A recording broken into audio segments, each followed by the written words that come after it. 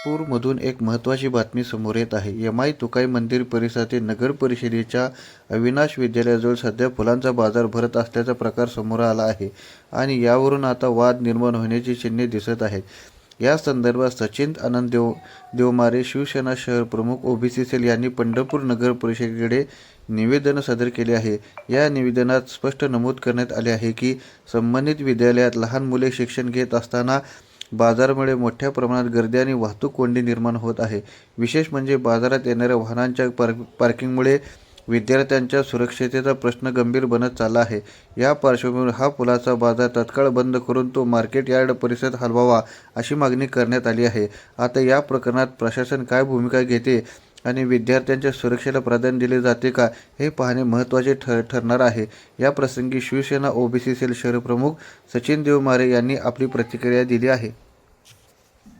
मी सचिन अनंत देवमारे, शिवसेना शहर प्रमुख Pandharpur OBC sale. आज मी गेले 8-10 दिवसापासून प्रांत अधिकारी साहेब पंढरपूर, तहसीलदार पंढरपूर साहेब, मुख्य अधिकारी नगर परिषद पंढरपूर यांना वारंवार निवेदन देऊन मागणी करत आहे. यमाई तुकाई मंदिराजवळील जे नगर परिषदेच्या अतिरिक्त असणारे अविनाश विद्यालय या शाळेत लहान मुलांची शाळा असून तिथे नाविन्यपूर्ण असं फुलाचं मार्केट तिथं बसवण्यात आलेलं आहे.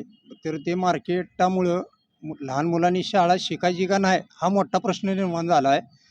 तिथं मागणी करत असताना काही लोकांनी तिथं दबाव आणून तिथं फुलाचं मार्केट बसवण्याचा घाट घातलेला आहे. तर त्याच्यावर लहान मुलांच्या शाळेवर विपरीत परिणाम होत आहे. तर पंढरपुरात असं नामांकित आपलं बाजार समिती मार्केट यार्ड आहे, तिथं जागा उपलब्ध आहे. तर तिथं जरी मार्केट भरवलं फुलाचं तर तिथं शेतकऱ्यांच्या मालाला योग्य भाव मिळेल आणि व्यापाऱ्यांना पण चांगला त्याचा मोबदला मिळेल. ह्या दृष्टीने लवकरात लवकर तिथून प्रांत अधिकारी साहेब यांना तुमच्यामार्फतसुद्धा विनंती आहे की त्यांनी ह्याच्यावर योग्य ती कारवाई करावी व लहान मुलांना शाळा शिकण्यास प्रोत्साहन मिळेल असे कार्य करावे.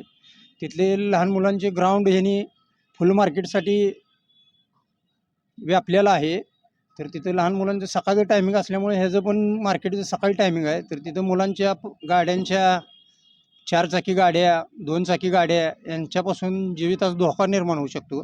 आणि तिथं विठ्ठल रुक्मिणी मंदिर समितीचं यमाई तुकाई म्हणून पंढरपुरातलं प्रसिद्ध मंदिर आहे.